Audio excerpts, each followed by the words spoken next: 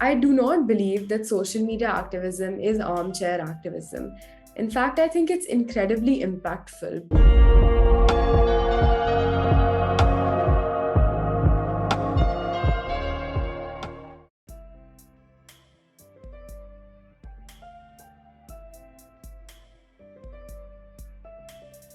नमस्ते, मेरा नाम सिया तायल है और मैं श्रीराम स्कूल अरावली की 12th ग्रेड में पढ़ती हूँ।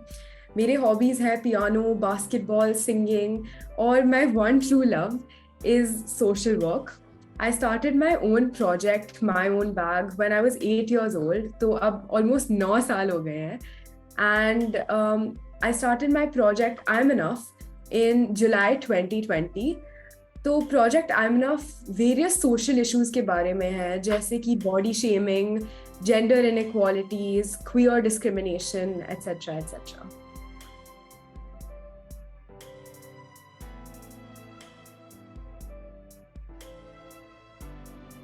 अभी मेरे 3 प्रोजेक्ट्स एक्टिव हैं। तो सबसे पहला तो है प्रोजेक्ट माय ओन बैग। इसमें हम टेक्सटाइल कंपनीज को कांटेक्ट करते हैं और उनसे फैब्रिक्स मंगवाते हैं, फिर इन रिसाइकल्ड फैब्रिक्स के बैग स्टिच कराते हैं और उनको बेचते हैं। तो these are called my own bags. And मेरा दूसरा प्रोजेक्ट मैंने ऑलमोस्ट 7 years पहले शुरू किया था और उसका नाम है सांता क्लॉज। तो इस प्रोजेक्ट का पर्पस है कि क्रिसमस के टाइम बस्ती चिल्ड्रन के लिए रिसोर्सेज गैदर करें, जैसे कि stationery, clothing, toys etcetera etcetera. और हर साल ऑलमोस्ट 200 बच्चों के लिए हम टॉयज, फूड एट्सेट्रा गैदर करते हैं। और मेरा लास्ट प्रोजेक्ट जिस पे मैं अभी काम कर रही हूँ है प्रोजेक्ट आई एम इनफ, जो मैंने जुलाई 2020 में स्टार्ट किया था।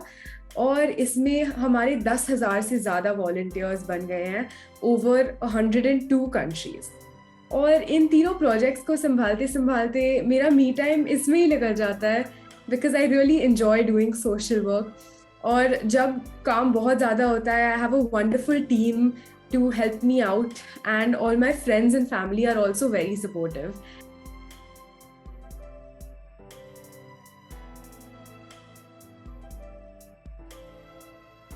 आई रियली बिलीव कि इंस्पिरेशन कहीं से भी आ सकती है।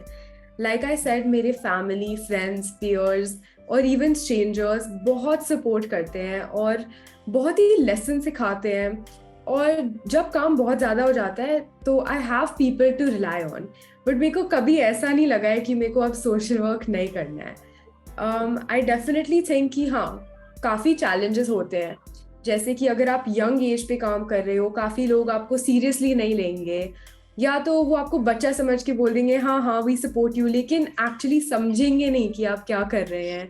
या आपको कभी कभी रिसोर्सेज मिलने में दिक्कत हो जाती है, क्योंकि ऑफ कोर्स अगर आपको स्पॉन्सरशिप्स गाना करने हैं तो फिर उनके लिए आपको कॉर्पोरेट्स के थ्रू जाना पड़ता है, तो फिर वो इंडिविजुअली कैसे कर सकते हो, राइट, एज अ टीनेजर। तो ये सारे बड़े डिफ़िकल्ट चैलेंजेस हैं, लेकिन इनको टैकल करने में I think you learn on the job.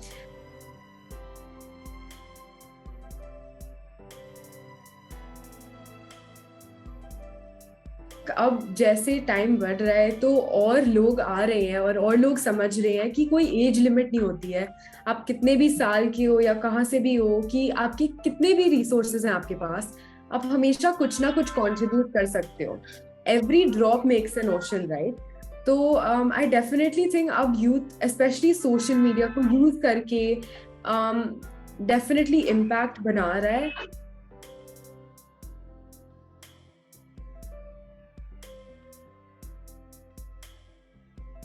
At least people that I know are taking active steps to contribute in whatever way they can. सब सोच रहे हैं कि मैं क्या कर सकता हूँ। अगर मेरे को एस्थमा अटैक्स होते हैं तो फिर मैं दिवाली में एंटी पोल्यूटेंट पोस्टर्स बनाऊंगा या कैंपेन रन करूंगा। अगर मेरे को जूती बहुत पसंद है, मैं फुटवेयर स्पॉन्सर करूंगा जिन बच्चों के पास नहीं है। तो आई थिंक सब लोग अपने अपने पैशंस को लेके अगर थोड़ा सोचेंगे कि मुझे क्या पसंद है और मैं क्या इंजॉय करते हुए अच्छा कर सकता हूँ।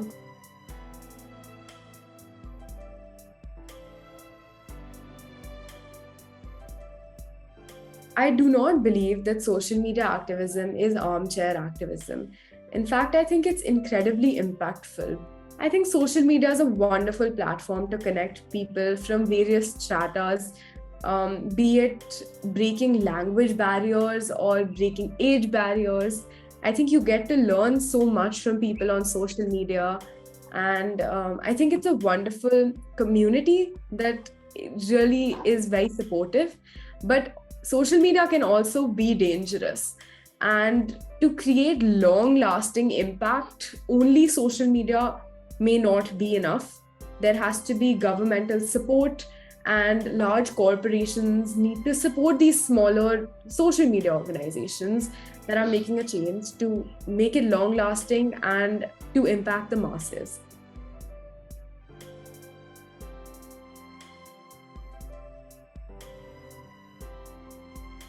So I think the first lesson would be it's not too late and you're not too young. You don't have to be a certain age to go out there and make a change. None of that is necessary. You can be 8 years old or you can be 70, but there is always something that you can do. I think the second lesson would be seek inspiration from everyone and everything. Every single person has something about them where they can help you or where you can help them. And just collaborating with people will give you empowerment. And I think the last lesson would be that things are not black and white. You don't always have to agree with everyone about everything. And you don't have to always disagree either. There can be various perspectives to one single event or one single object, and no one necessarily needs to be wrong or right.